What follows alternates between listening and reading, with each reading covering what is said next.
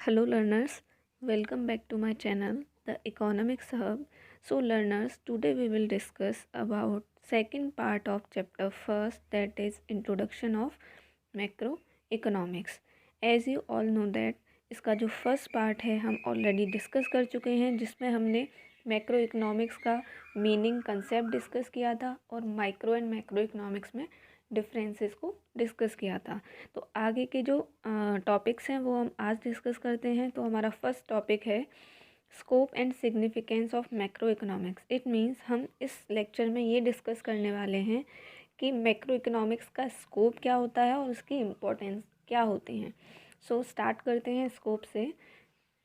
Scope of macroeconomics refers to the field of study or area of study of macroeconomics. It includes the following leading issues.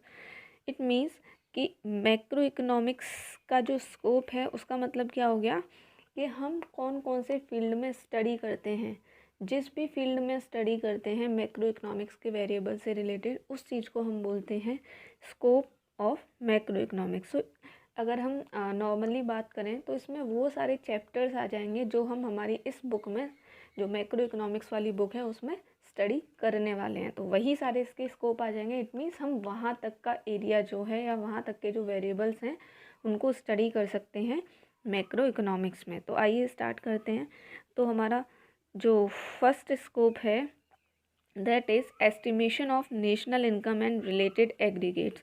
It means कि macro economics में हम जो national income होती है उसका concept study करते हैं। ठीक है, उसके अलावा नेशनल इनकम की जो डेफिनेशन है, कैसे नेशनल इनकम को एस्टिमेट किया जाता है, वो स्टडी करते हैं। उसके अलावा हम क्या डिस्कस करते हैं यहाँ पे, जीडीपी और एनडीपी।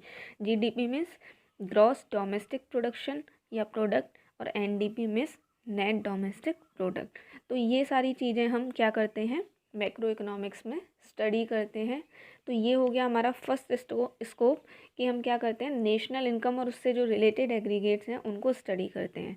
अब हमारा जो सेकंड स्कोप है that is theory of employment. It means macro economics में हम जो भी एम्प्लॉयमेंट से रिलेटेड थ्योरीज़ होती हैं उनको स्टडी करते हैं। उसके अलावा जो अनएम्प्लॉयमेंट होता है उसके बारे में स्टडी करते हैं और ये देखते हैं कि अनएम्प्लॉयमेंट के क्या क्या कॉजेज़ हैं और हम इनको कैसे सॉल्व कर सकते हैं, इस अनएम्प्लॉयमेंट की प्रॉब्लम को कैसे सॉल्व कर सकते हैं। सो जैसे कि मैंने अभी बताया था कि जो भी चीज़ें या जो भी चैप्टर्स हम इस बुक में पढ़ने वाले हैं वही इसके स्कोप हो जाएंगे। ठीक है, तो हम इस बुक में नेशनल इनकम के बारे में पढ़ने वाले हैं तो वो इसका स्कोप हो गया। उसके अलावा एम्प्लॉयमेंट के बारे में पढ़ने वाले हैं तो एम्प्लॉयमेंट की जो थ्योरी है वो आ जाएगी स्कोप के अंडर। मतलब जो भी चीज़ें हम मैक्रो इकोनॉमिक्स के अंडर स्टडी कर सकते हैं वो आ जाएंगी स्कोप ऑफ मैक्रो इकोनॉमिक्स के अंडर। अगर हम माइक्रो इकोनॉमिक्स के स्कोप की बात करें तो वहाँ पे क्या आ जाएगा, consumers demand, consumers supply, consumers equilibrium etcetera. ठीक है, तो अब ये जो थर्ड स्कोप है that is theory of money. It means हम मैक्रो इकोनॉमिक्स में क्या स्टडी करेंगे कि मनी क्रिएशन कैसे होता है, या जो क्रेडिट क्रिएशन है जो कि हमारी कमर्शियल बैंक्स करती हैं वो कैसे होता है, कैसे हमारी कमर्शियल बैंक्स जो हैं वो इकोनॉमी में क्रेडिट क्रिएट करती हैं। ये सारे कंपोनेंट्स या हम कमर्शियल बैंक के बारे में, आरबीआई के बारे में, इन सारे कंपोनेंट्स के बारे में डिस्कस करेंगे। Fourth one is theory of general price level, inflationary and deflationary gaps. यानी हमारी इकोनॉमी में जब भी डिफ्लेशन या इन्फ्लेशन हो जाता है तो हम कैसे उस चीज़ को सॉल्व करते हैं, क्या हम जनरल प्राइस लेवल डिसाइड करते हैं, इस चीज़ के बारे में हम डिस्कस करेंगे। सो इन्फ्लेशन क्या होता है, देखो इन्फ्लेशन में एक वर्ड आया इन का मतलब क्या हो गया कि प्राइस लेवल क्या हो रहा है, इंक्रीज़ हो रहा है। यानी जब हमारे जो प्राइजेज़ हैं वो हाई हो जाते हैं दैट इज़ कॉल्ड इन्फ्लेशन। ठीक है, यानी जब प्राइजेस इकोनॉमी में हाई हो जाएं, इट मीन्स आप कह सकते हो अगर महंगाई हो रही है इट मीन्स इन्फ्लेशन हो रहा है। और डिफ्लेशन में देखो एक वर्ड निकलता है डी का मतलब हो गया प्राइजेस का डिक्रीज़ होना। ये याद करने का एक तरीका है। तो अगर हमारे प्राइजेस क्या हो जाएं, डिक्रीज़ हो जाएं, इट मीन्स क्या हो रहा है, डिफ्लेशन हो रहा है। यानी बोल सकते हो आप हिंदी में मंदी आ रही है इकोनॉमी में। ठीक है, तो इन्फ्लेशन का मतलब क्या हो गया, प्राइजेस का हाई होना, और डिफ्लेशन का मतलब प्राइजेस का लो होना। तो ये वाली जो प्रॉब्लम्स आती हैं इन्फ्लेशनरी गैप और डिफ्लेशनरी गैप, इनको कैसे फुलफ़िल किया जाता है ये हम स्टडी करेंगे मैक्रो इकोनॉमिक्स में। उसके बाद फिफ्थ है रोल ऑफ द गवर्नमेंट और द गवर्नमेंट बजट। देखो, किसी भी इकोनॉमी को अच्छे तरीके से चलाने के लिए गवर्नमेंट जो है वो बहुत एक इम्पॉर्टेंट रोल प्ले करती है। हमारी जो पूरी इकोनॉमी है वो गवर्नमेंट पे बहुत तरीके से डिपेंड रहती है, तो उसी में एक इम्पॉर्टेंट जो कंपोनेंट होता है वो है गवर्नमेंट बजट। गवर्नमेंट बजट के थ्रू क्या करती है हमारी गवर्नमेंट, कि जो हमारा पैसा है, जिनके पास ज़्यादा पैसा है वहाँ से वो उसको किसके पास लेके जाती है, जो नीडी पर्सन्स होते हैं, ठीक है। यानी इक्वेलिटी मेंटेन करती है इकोनॉमी में, और क्या करती है, इन्वेस्टमेंट करती है बजट के थ्रू इकोनॉमी में। तो हम इस चीज़ को भी स्टडी करेंगे कि कैसे हमारी जो गवर्नमेंट बजट है वो इम्पैक्ट डालती है किस पे, हमारी इकोनॉमिक एक्टिविटीज़ पे, ठीक है। यानी हम गवर्नमेंट बजट के बारे में डिस्कस करेंगे यहाँ पे। फिर सिक्स्थ है exchange rate and balance of payment के बारे में डिस्कस करेंगे। एक्सचेंज रेट क्या होता है, वो रेट जिससे क्या करते हैं हम अपनी करेंसी को दूसरे कंट्री की करेंसी से एक्सचेंज करते हैं, ठीक है। जैसे मान लीजिए हम रुपीज़ को डॉलर से एक्सचेंज कर रहे हैं, तो वो जो रेट है, मान लीजिए 74 रुपीज़ पर डॉलर चल रहा है रेट, तो that is known as exchange rate. तो हम एक्सचेंज रेट के बारे में डिस्कस करेंगे। उसके अलावा बैलेंस ऑफ पेमेंट के बारे में डिस्कस करेंगे, ठीक है। So briefly macro economics focuses on such issues which explain. तो मतलब हम अगर ब्रीफली बात करें, जितने भी हमने स्कोप्स पढ़े, तो हमें कुछ चीज़ें निकलती हैं इसमें, कुछ इंपॉर्टेंट चीज़ें। तो पहला है कि हम यही पढ़ते हैं मैक्रो इकोनॉमिक्स में कि हमारी इकोनॉमी कैसे फंक्शन करती है, इट मीन्स कैसे हमारी इकोनॉमी ऑपरेट करती है।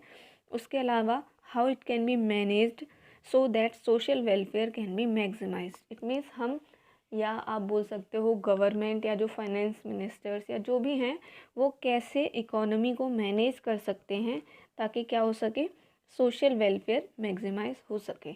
बिकॉज हमारा जो मैक्रो इकोनॉमिक्स है उसका मेन फोकस क्या होता है, सोशल वेलफेयर होता है, ठीक है।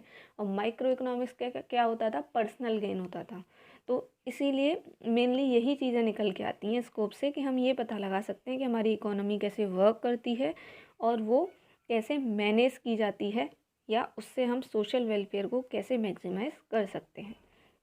अब हमारा जो नेक्स्ट टॉपिक है that is significance of macro economics. मतलब मैक्रो इकोनॉमिक्स की स्टडी क्यों इम्पॉर्टेंट होती है, क्यों किसी भी इकोनॉमी में हम मैक्रो इकोनॉमिक्स को स्टडी करते हैं।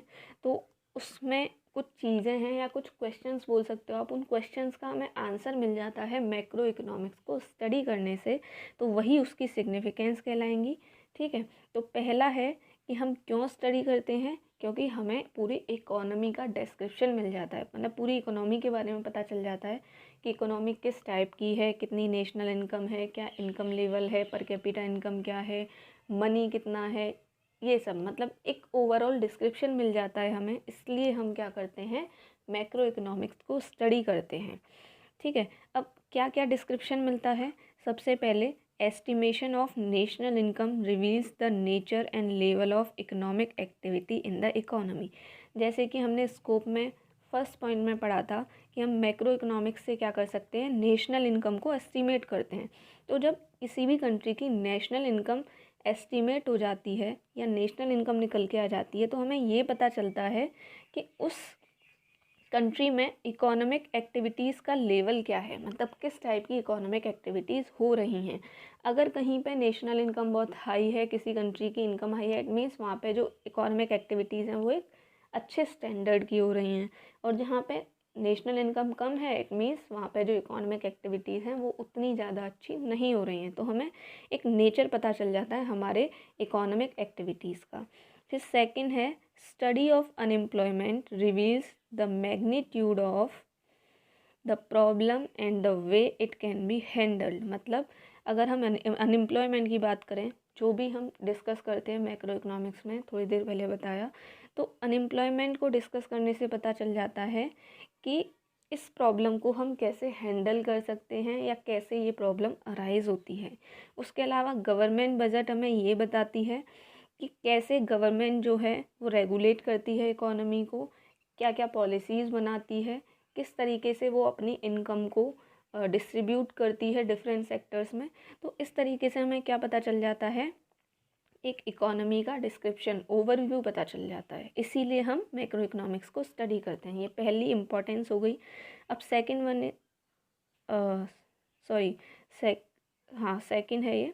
Second one is road map of growth and development. Means हमें क्या पता चल जाता है कि हमारे कंट्री का ग्रोथ एंड डेवलपमेंट कैसा है। ठीक है, it offers the road map of growth and development programs and policies of growth and development are drawn by assessing the needs and means of the economy. यानी जब हम पूरी overall economy के बारे में जान जाते हैं, ओवरव्यू पता चल जाता है, तो हमें ये पता चल जाता है कि हमारा ग्रोथ एंड डेवलपमेंट कैसा है और किस तरीके से हम इसको इंक्रीज़ कर सकते हैं। मतलब जो हमारे पॉलिसी मेकर्स हैं वो पॉलिसीज़ बना सकते हैं अच्छे तरीके से, अगर उन्हें इकोनॉमी के बारे में पता चल जाता है तो। इसीलिए ये इम्पोर्टेंस है इसकी।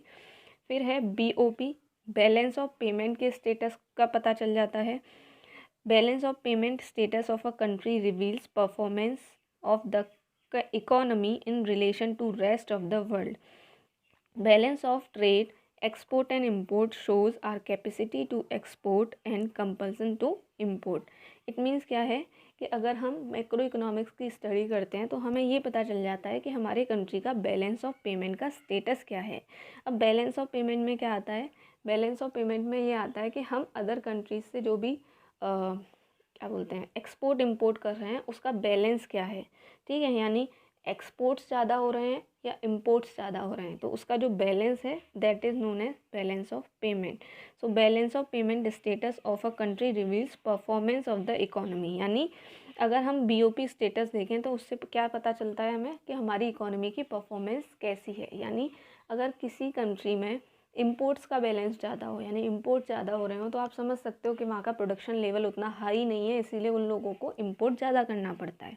लेकिन अगर वहाँ पे एक्सपोर्ट ज़्यादा हो रहा हो तो आप ये समझ सकते हो कि वहाँ का जो प्रोडक्शन लेवल है वो हाई है, इंडस्ट्रियलाइजेशन अच्छा है, इसीलिए वहाँ पे एक्सपोर्ट ज़्यादा होता है। उनके पास इतना प्रोडक्शन है कि वो अपने जो भी गुड्स एंड सर्विसेज होती हैं उनको एक्सपोर्ट कर सकते हैं। ठीक है, सो ये हमें ये मतलब कैपेसिटी पता चल जाती है हमारी कि कितना हम एक्सपोर्ट या इंपोर्ट कर सकते हैं बैलेंस ऑफ पेमेंट के थ्रू। एक्सपोर्ट इंपोर्ट क्या होता है ये ऑलरेडी बता रखा है, एक बार और बता देते हैं। एक्सपोर्ट यानी एक्स वर्ड है ये, एक्स मतलब एक्सटर्नल, यानी जब भी हम किसी चीज़ को या किसी भी गुड्स एंड सर्विस को बाहर भेजते हैं, ठीक है, एक्सटर्नल यानी कंट्री के बाहर भेजते हैं, that is known as export.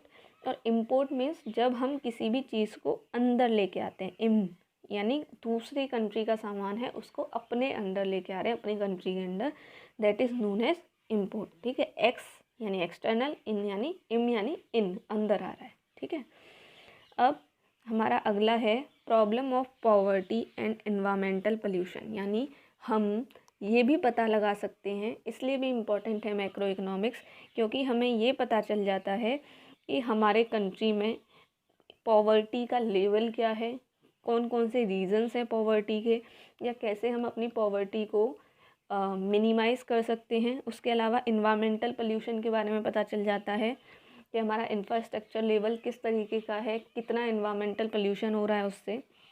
ठीक है, उसके अलावा पॉलिसी फॉर्मेशन होती है। पॉलिसी फॉर्मेशन कैसे होती है, ऑब्वियसली जब किसी भी इकोनॉमी का ओवरव्यू हमारे पास होगा तो हम इजीली पॉलिसीज़ बना सकते हैं उसी के according. So information related to macroeconomic variables like aggregate demand, aggregate supply, total consumption and investment expenditure in the economy, etc. is useful in the formulation of policies for the growth and development of the economy। यानी वही चीज़ है कि policy formation कब हो पाती है, जब हमें उस कंट्री की इकोनॉमी का ओवरव्यू पता चल जाता है। ठीक है, किसी भी पर्सन के बारे में हम बात करेंगे, किसी से भी रिलेटेड कोई डिसीज़न लेना हो किसी भी प्रॉब्लम से रिलेटेड, तो पहले हम उस प्रॉब्लम को अच्छे से जान लेंगे, उसकी क्या सिचुएशंस हैं, क्या क्राइटेरिया है, ये सब जान लेंगे, तभी हम क्या कर सकते हैं, कोई रिजल्ट निकाल सकते हैं या कोई सल्यूशन दे सकते हैं। तो सेम वे में जब तक हमें पूरी इकोनॉमी का पता नहीं होगा कि क्या नेचर है, क्या कंडीशन है उसकी, तब तक हम पॉलिसीज़ नहीं बना सकते। तो इसीलिए भी इम्पॉर्टेंट है मैक्रो इकोनॉमिक्स की स्टडी करना, क्योंकि इससे हम क्या कर सकते हैं, पॉलिसीज़ फॉर्म कर सकते हैं। ठीक है, तो ये था। उसके अलावा ये हमारे जितनी भी इम्पोर्टेंस थी वो ख़त्म हो गई। अब ज़रा इन शॉर्ट देख लेते हैं, मतलब क्या जिस्ट निकल के आता है, जिस्ट देख लेते हैं। So in short we can say that macro economic variable and macro economic model is extremely essential in understanding the performance of the economy. यानी हम ये बोल सकते हैं कि जो मैक्रो इकोनॉमिक वेरिएबल्स या जो भी मॉडल्स होते हैं वो बहुत इम्पॉर्टेंट हैं, ताकि हम अपनी जो हमारी इकोनॉमी है उसकी परफॉर्मेंस को अंडरस्टैंड कर सकें। यानी अगर हम नेशनल इनकम का लेवल नहीं पता कर पाएंगे, मनी का लेवल नहीं पता पड़ेगा हमें, तो हम क्या नहीं कर सकते, अपनी परफॉर्मेंस नहीं देख सकते इकोनॉमी में। यानी जब हमें यही नहीं पता कि जीडीपी कितनी है, पर कैपिटा इनकम कितनी है, तो हम नहीं पता लगा सकते कि हमारी इकोनॉमी कैसा परफॉर्म कर रही है। ठीक है। So as well as in the formulation of policies and programs for its growth and development. यानी अगर हम शॉर्ट में बात करें तो मैक्रो इकोनॉमिक्स क्यों इम्पोर्टेंट है, क्योंकि हमें परफॉर्मेंस पता चल जाती है इकोनॉमी की। ठीक है। उसके अलावा हमें पॉलिसीज़ की फॉर्मेशन में हेल्प मिलती है, पॉलिसी फॉर्मेशन। और थर्ड जो इम्पोर्टेंस है वो इसलिए है क्योंकि हमें हमारे कंट्री की ग्रोथ पता चल जाती है, ग्रोथ एंड डेवलपमेंट। तो इसीलिए ये जो मैक्रो इकोनॉमिक्स की स्टडी है वो इम्पॉर्टेंट है। तो हमने यहाँ पे आज दो चीज़ें डिस्कस करी कि मैक्रो इकोनॉमिक्स का स्कोप क्या होता है और इम्पोर्टेंस क्या होती है। ठीक है। तो यहाँ पे ये जो फर्स्ट चैप्टर है वो एंड होता है। आई होप ये डिस्कशन आपको समझ आया हो। एंड अगर वीडियो अच्छी लगी हो तो प्लीज़ लाइक करिएगा, शेयर कीजिएगा फ्रेंड्स के साथ, और चैनल को सब्सक्राइब कीजिएगा ताकि हम जो नेक्स्ट चैप्टर्स हैं उनको अच्छे से स्टडी कर सकें। अब हम जो भी नेक्स्ट वीडियो होगी उसमें थर्ड चैप्टर स्टार्ट करेंगे। So thank you for listening me. Bye bye, have a nice day.